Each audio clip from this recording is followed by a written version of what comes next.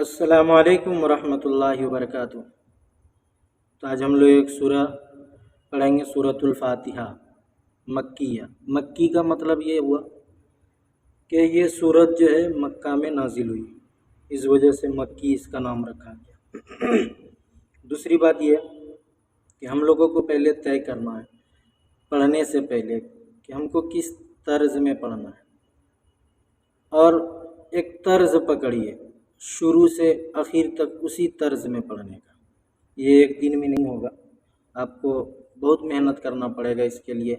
اٹھتے بیٹھتے جاگتے جب بھی وقت ملے اس میں اس کو پڑھنے کی کوشش کریے، بار بار پڑھیے، انشاءاللہ بہت فائدہ ہوگا اور جلدی طرز پکڑ بھی لیں گے۔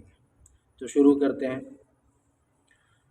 اعوذ باللہ من الشیطان الرجیم، بسم اللہ الرحمن الرحیم، الحمد للہ رب العالمین۔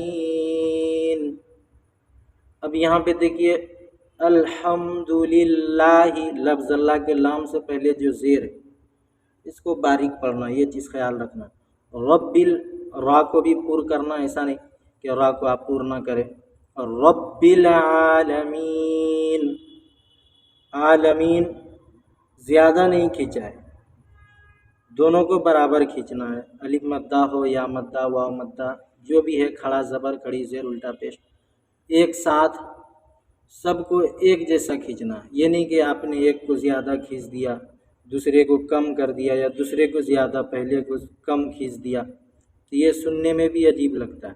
تو آگے دیکھتے ہیں، الرحمن الرحیم۔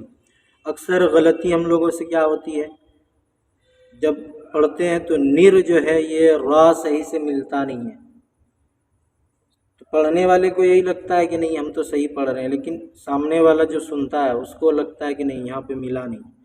تو یہ سب چیز کو پہلے سے دھیان میں رکھنا۔ الرحمن الرحیم، ہم لوگ پڑھیں گے الرحمن الرحیم، مالک یوم الدین، ایاک نعبد و ایاک نستعین۔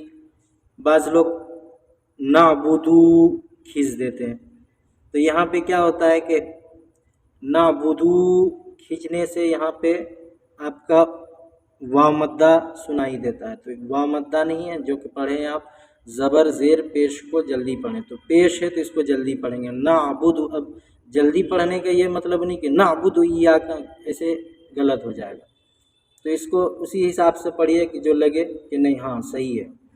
ایاک نعبد و ایاک نستعین، اہدنا الصراط المستقیم، صراط الذین انعمت علیہم۔ ایک چیز اور اس میں بتا دو، انعمت میں پہلے حمزہ ہے، حمزہ نون زبر ان، تو بعض لوگ پڑھتے ہیں ان، وہاں پہ عین آزاد نکال دیتے ہیں، تو عین نہیں نکالنا بلکہ حمزہ ہی ہے، تو حمزہ ہی پڑھنا ہے۔ صراط الذین انعمت علیہم غیر المغضوب علیہم ولا الضالین۔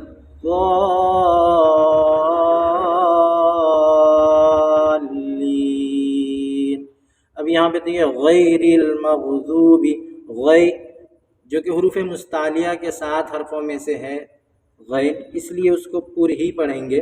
اور مغضوبی، مغضوبی، یہاں پہ مغضوبی یہ جو ہے غلط ہو جائے گا، زا کی آواز آ رہی، وہ بھی زا مطلب پور پڑھا جا رہا ہے، اس حساب سے سنائی دیتا ہے۔ تو یہاں پہ غیر المغضوب علیہم ولا الضالین۔